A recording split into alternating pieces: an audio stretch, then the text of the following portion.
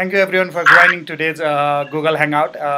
This is organized by the International Federation of Journalists Asia Pacific Office as a part of a campaign called Journals Against Shutdown, Campaigns Against Internet Shutdown in South Asia. My name is Ujjwal Acharya. I work for the International Federation of Journalists as the South Asia coordinator. Hello everyone, my name is Apar Gupta. I practice law in India and I am also a volunteer trustee at the Internet Freedom Foundation. I launched a campaign called keepusonline.in. I'm Laxmi Murthy. I'm based in Bangalore. I'm a journalist and I'm working with the IFJ. I'm Nadia, as you know, I'm a journalist from Bangladesh and I work for Ekkator TV, that is Lubna Journal. I'm based in Karachi. I've been working in the media since '93. I work in the print, the broadcast, and I'm on social media. I'm also affiliated with Karachi Union of Journalists as their senior joint secretary. I have a brief experience with internet shutdown as a journalist. That was back in 2005. We had weeks of internet shutdown by the autocratic king at that time when he imposed a tight censorship. And at that time, I used to work with a daily newspaper called the Kathmandu Post. Once the internet was shut down, it was really difficult to function normally because without internet, it was like everything was like didn't fall into places where we were so used to be using internet for our work as a journalist. My experience with internet shutdown and journalism is that it really hampers journalism, at least for a few days in the beginning. The internet shutdown basically hampers journalism in two ways. The first, the information that journalists get, it's become really difficult to verify those information. And the second difficulties with these is that the newspaper themselves became a very formal one. Rather than being a critical voice, it became a very formal one. Pakistan's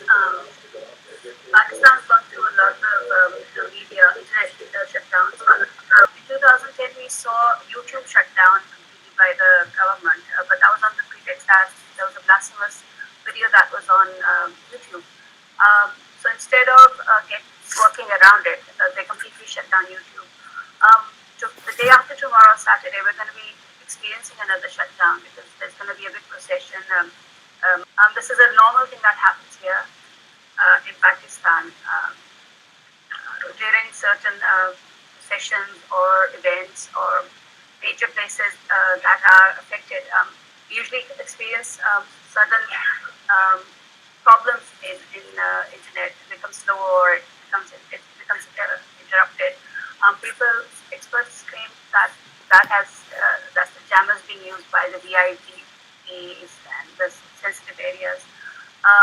So Pakistan journalists have started using SMS. I think that's the way they found the route around it. Because we even have our phones shut down in such times.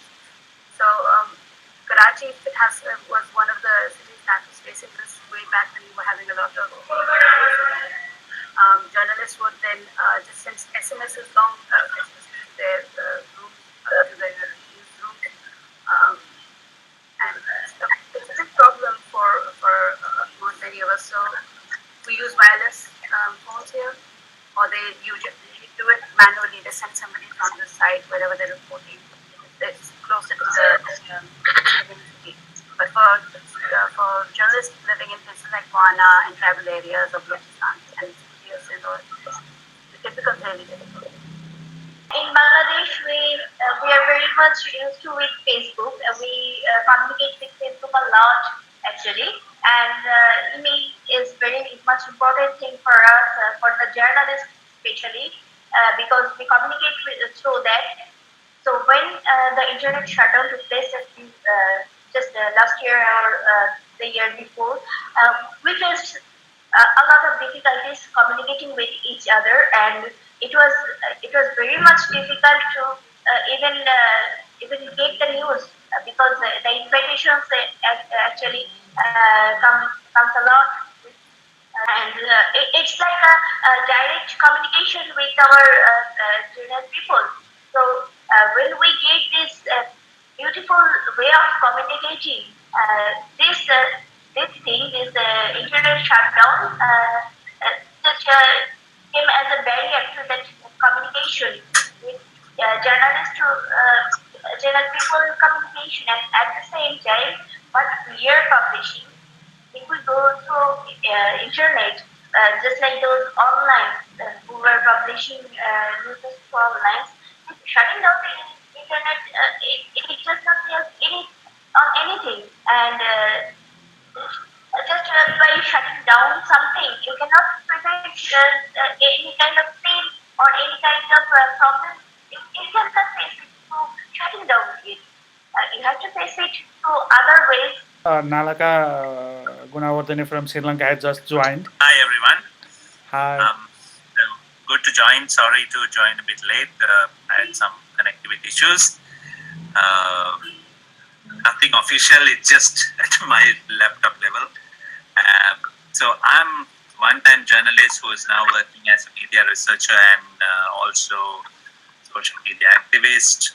As a lawyer who's practicing in this area and has been looking at regulation and how policies are developing, it's concerning that online censorship seems to be a constant issue which comes up every few years. Earlier we had issues of selective blocking of websites and orders not being made public, reasons not being given for them. Or we had issues such as the state authorities themselves sending notices to social media companies.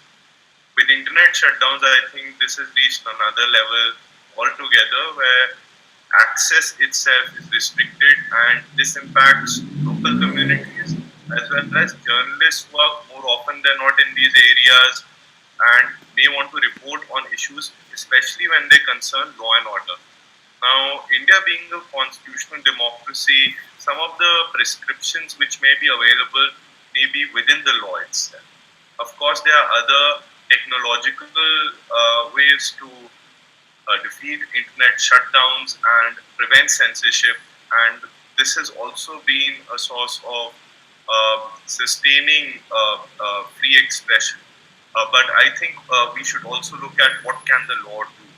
And I think there is no consistent or clear strategy or legal authority across the South Asia region which empowers governments to shut down the internet. In fact, I think given our shared colonial past, we do even share the laws which are premised to be the basis of these shutdowns itself, such as vague powers which are contained for preventing unlawful assemblies, which is the law that is used in India more often than not, rather than our telecommunication law, which does allow the state to prevent access, but at the same point of time, there are no adequate rules which govern the procedure for it. So I think legal strategies do need to be examined. Journalists at the same point of time are under increased threat, not only physical threats, but even a threat to their very work and function, in the sense, how do they get their messages out, how do they get to these places. And I think that's something which will require larger advocacy efforts, and the present one which is being run is an excellent initiative in the right direction. Larger communities of journalists across the South Asia region will need to assertively state that internet shutdowns is a larger civil rights issue, but it's also a press issue.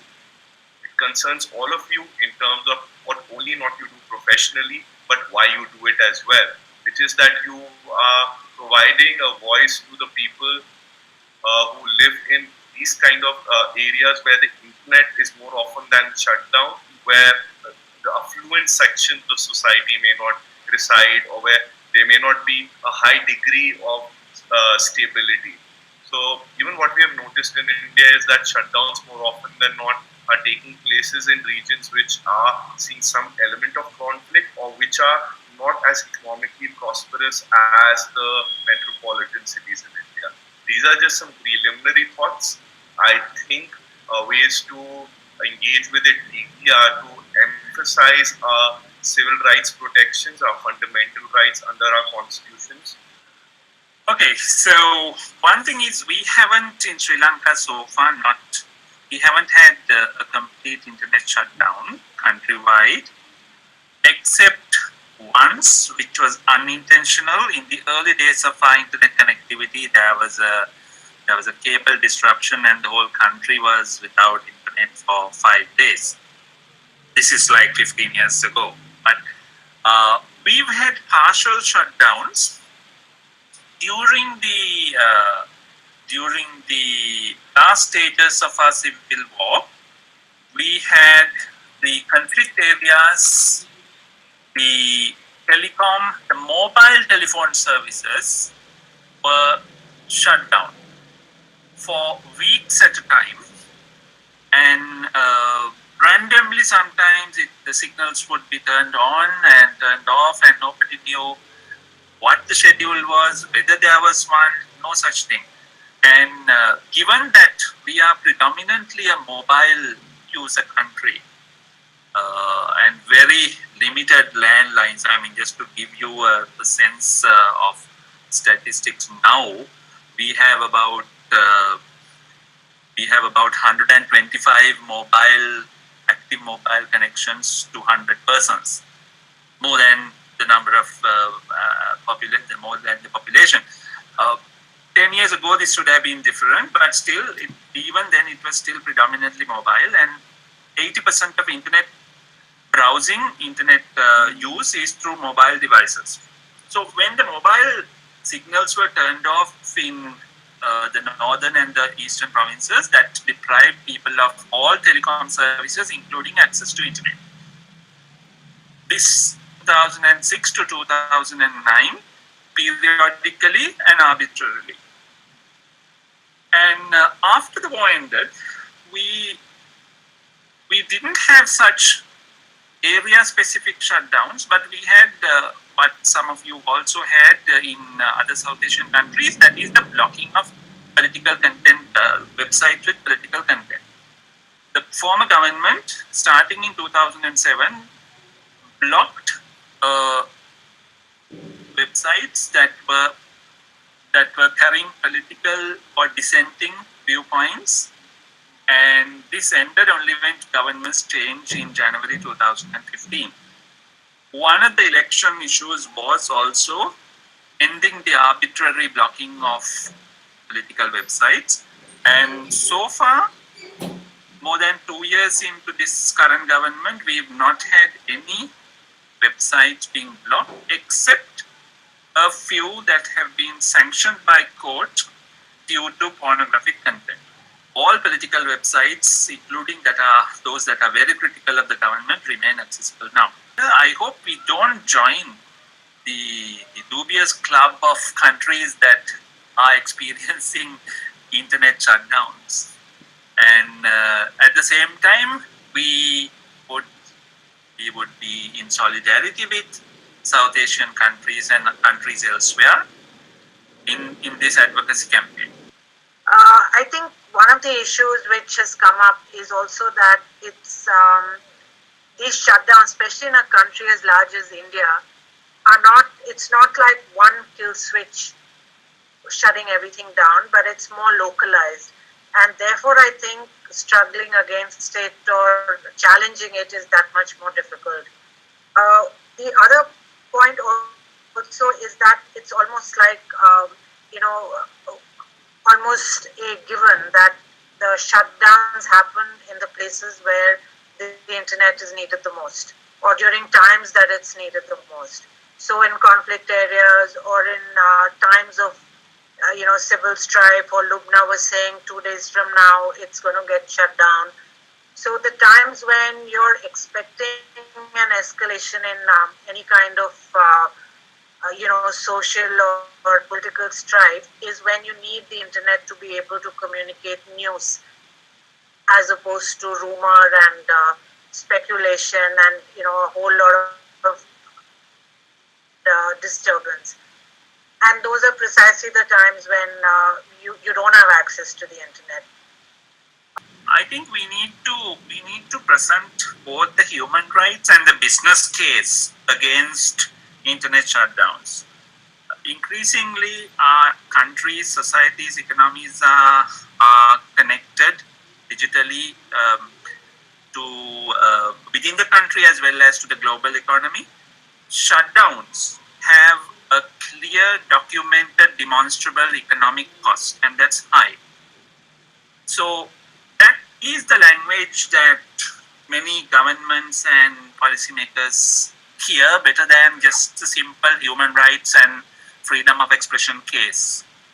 Thank you very much for participating in today's Google Hangout. This is the beginning of our message to South Asian government that journalists are against all these internet shutdowns. Thank you so much for organizing this hangout.